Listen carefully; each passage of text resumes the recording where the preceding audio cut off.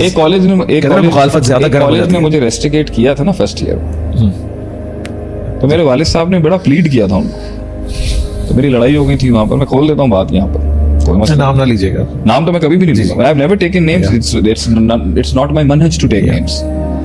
तो बड़ी बेइज्जती थी, बड़ा हिसाब किताब था। अल्लाह की एक सुन्नत है ये कि अल्लाह ने ये 360 घुमाएगा वहां पे। So if that happened in 97, तो हुज़ैफा टुक मी टू दैट कॉलेज।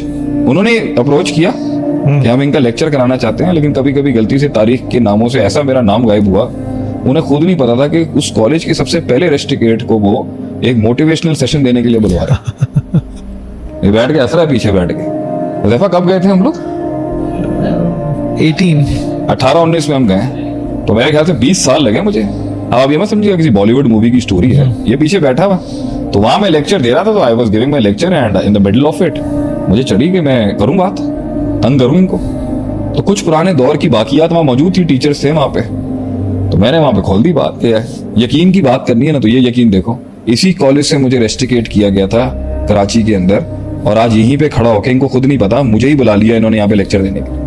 मैंने कहा तन्हाई भी ऐसी अपनाओ, खामोशियां भी ऐसी अपनाओ कि इतना वजूद तुम्हारा खत्म हो जाए कि तुम्हें बुलाते वक्त भी उन्हें याद ना हो कि यूसुफ जो है ना इस टाइम पर मिस्र का बादशाह बन चुका है। तो याद भी नहीं था उनको कि जब वो अनाज लेने के लिए आए थे, उनको ये नहीं पता था कि 20 साल पहले कीवी करनी सामने बैठी हुई है, और अब फाइनेंस मिनिस्टर है पूरे रीजन का, वो पूरे नॉर्दर्न अफ्रीकन कॉन्टिनेंट का किंग है वो। उसके हुक्म के ऊपर 50,000 इलाकों में गल्ला जाता है। तो जिसके साथ वो कुएं में की थी ना कभी, वो बैठा हुआ सामने, भूल जाता है। इतने भूल चुके थे कि जब वो प्याला पकड़ा गया तो कह दिया इसके तो भाई ने भी पहले चोरी की हुई है। इतने भूले हुए थे कि that's in front of you. तो this is how it is. Allah ताला हमेशा आपको उन बस्तियों में लेके जाएगा जहां से कभी आपने निकाला होगा, लेकिन वो आएगा। हाँ, और उस वक्त भी सुन्नत हमेशा बड़े लोगों की और अंबिया के लिए आपने ज़र्फ दिखाना है, आपने शो ग्रेस ओवर देयर कि नहीं जी अल्हम्दुलिल्लाह हम इज्जत करते हैं। तो हम भी आज किसी से भी मुलाकात होगी, पहले सबर दिखाकर एग्जिट ले लेना। अगर आपको लग रहा है कि पानी गुजर गया, अपनी जिंदगी की फुतूहात और अपना स्ट्रगल करते रहे। वो कुएं और वो बस्तियां जहां से आपका जीना तंग किया गया था, वहां अल्लाह लेके जाएगा, आप नहीं जाएंगे वहां पे। वो अल्लाह की एक सुन्नत है, ये होगा। जिस घर से आप निकाले गए थे उस घर को अल्लाह आपको दिलवाएगा। बिकॉज समटाइम्स ये तो मैंने अभी देखा है, अभी सामने मेरे को लिखा हुआ आया था, कोई इंडियन एक्टर है, उसका बाप जिस होटल में जॉब करता था ना एज अ वेटर, उसने 3 होटल खरीदे हैं अभी वो। आई जस्ट हर्ड, एक सामने मेरे लिखी हुई क्लिप वो आ गई, वो हेडिंग आ गई सामने। ये तो अल्लाह इंसान मुसलमानों की नहीं, इंसानियत के साथ अल्लाह का ये रवैया रहा है, ये सुन्नत रही है कि जिधर से आपको निकाला गया ना, वही आपको एक दिन कहेंगे कि तुम खरीद लो, या वहां पर उनको ऐसे फंसाएंगे कि वो बिकेगा नहीं। तो एक घर से हमारे किसी बड़े को निकाला गया था, तो जब कराची के अंदर वहां हालात खराब हुए ना, तो वो घर बेचने के लिए वो तरसते थे, इतने बुरे हालात थे उस इलाके, वो घर नहीं बिकता था। तो कभी अल्लाह वहां पे ऐसा फंसाएगा आपको कि वो बस्ती अदाब बन जाएगी, या कभी कभी आपको उस बस्ती में आना लाजिम होगा। और ये हमेशा से हुआ, आप सल्लल्लाहु के साथ आप देख लें, मक्का आपको जा नसरुल्लाह वल फतह, so this is going to happen. Obviously आप अपनी डगर पे चलें, ठीक है, आप अपनी डगर पे चलें, आप चलें, और दुश्मनी है जो आपके साथ रही है, मीनवाइल वो रहेंगी। अच्छा, ये भी आप समझें कि ये जिन लोगों की भी चल रही है, ये दायमी नहीं है। असल प्रॉब्लम वो है जो दायमी दुश्मन है आपका, और वो इंसान नहीं है। द ग्रेटेस्ट राइवलरी शैतान है वो। ये सब बच्चे हैं, हाँ, इनमें जो मिनल जिन्नती व नास हैं वो होंगे अपने, लेकिन असल दायमी दुश्मन आपका वो है जो कुफर पे खड़ा हुआ है, जो इबलीस है। ये तो आपसे इसलिए ऑफेंड हुए हैं क्योंकि या आपकी गलतियां हैं, या आपने इनसिक्योर कर दिया है, या आपने अल्फाज से इस्तेमाल नहीं किया, या आपने हैंडल ठीक नहीं किया, या उनके दिल का इतना कद नहीं था कि वो आपकी कमजोर हालतों में आपको एक्सेप्ट कर। तो ये एक्सेप्टेबिलिटी इश्यूज की लड़ाई है। तो कहा था ना इसने, अबू जहल ने, कि भाई हमारी और बनु हाशिम की सदियों से चलती आ रही है। ये पीछे से 3 खानदान थे बड़े, काब के, मेरे ख्याल से काब के थे, ये मैं नाम भूल गया इसका, काब नहीं था। ये 3 खानदान जो है ना, बनी अब्दुद्दार, ये बेटे है ना, ये बनु मखजूम और बनी हाशिम, ये क्या कल्ब की औलादें ये सारी, ये पूरा जो शजरा है आपसे अदनान से लेके जो नीचे तक तो लग गई आपस में, सदियों से चलती आ रही है इनकी। उसमें हाशिम भी हैं, अब्दुल मुत्तलिब भी हैं, ये सारा चलता आ रहा है वहां से। तो वो कहते हैं सारे प्रिविलेजेस के अंदर बनु अब्दुद्दार जो है, वो बनु अब्दुद्दार की भी बड़ी लगती है इनसे। तो ये जो हजरे अस्वद का जो झगड़ा हुआ था, एसी में था ना भाई कि आसमान से अगर पत्थर आया तो भाई हमारा ट्राइब कौन करेगा। सही है। वो कह रहे भाई तुसी किथों, असी चौधरी हैं, असी करांगे।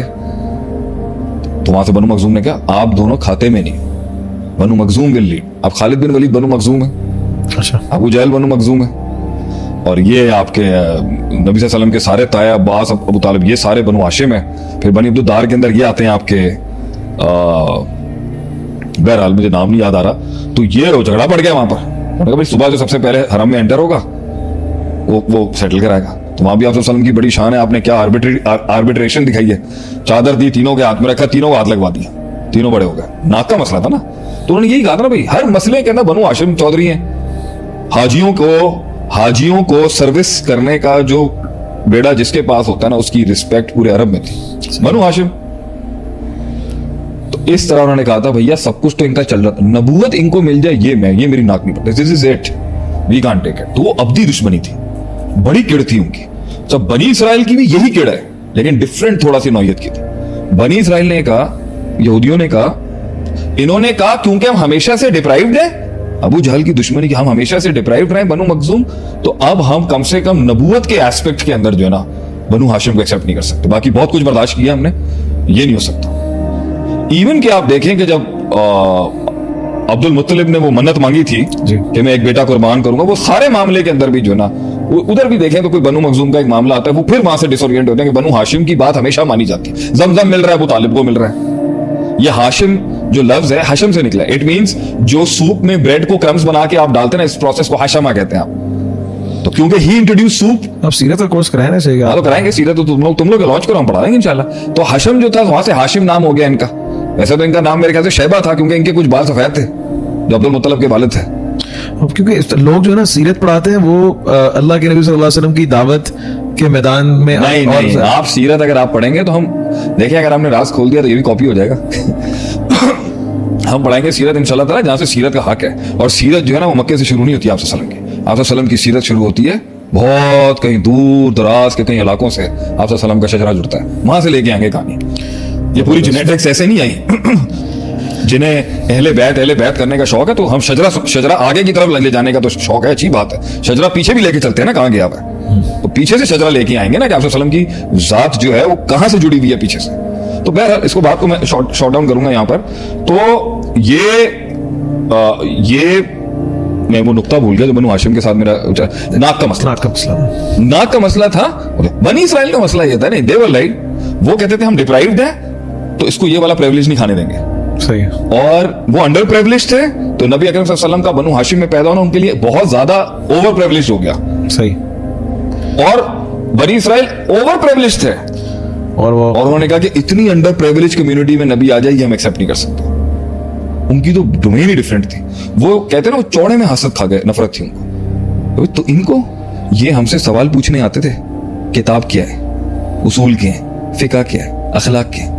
इनका आदमी आके अब हमें बताएगा कि मूसा अलैहिस्सलाम की डॉक्ट्रिन में क्या लिखा हुआ है। अल्लाहु अकबर। और हमारी किताबों में जो फैब्रिकेशन हुई है ये पॉइंट कर रहे इल्लामानी, ये बताएगा कि हमारे उलमा गलत हैं, हमारा शजरा गलत है, हमारी किताबें गलत हैं, उसके उसूल फिक गलत है, इंजील उसूल इंजील जो लिखे हुए हैं, कवायदुल इंजील गलत है, ये बताएंगे अब हम पे। तो आप डोमेन क्लेम कर दी ना वहां पर। इनकी बनी इसराइल पे वैसे होना चाहिए वो मखजूब इंशाल्लाह पूरा करेंगे। 40 मिस्चीवियसनेस ऑफ बनी इसराइल। तो आप देख लो किड़ रही यहूदियों, लेकिन यहूदी मुशरिक और पेगम से ज्यादा खतरनाक था। उसने किड़ पाल के रखी, उसने इतनी किड़ पाल के रखी कि वो खैबर से डिफीट होने के बाद भी आप देख लें आज भी दुनिया में सर्वाइव किया उसने अपने मुख्तलिफ रूट्स लिए, वो अपनी डगर पे चलता रहा, उसने बर्दाश्त किया, उसने सबर किया, उसने मारे खाई, उसने मुख्तलिफ इस्लामी हुकूमतें देखी, और उसने कहीं 1500-1400 साल बाद जाके उसने स्टेट बना लिया अपना। मुशरिक जो था वो छोटा दुश्मन था, तो वही मक्के में खत्म हो गया, उसके बाद कभी खड़ा नहीं हुआ। और ये अल्फाज क्या कि हिजाज के अंदर कभी भी गैरुल्लाह की इबादत नहीं हो सकती, तो हिजाज पाक हो गया। लेकिन यहूदियत जो थी वो क्योंकि पुराने मंजे हुए खानदानी दुश्मन थे,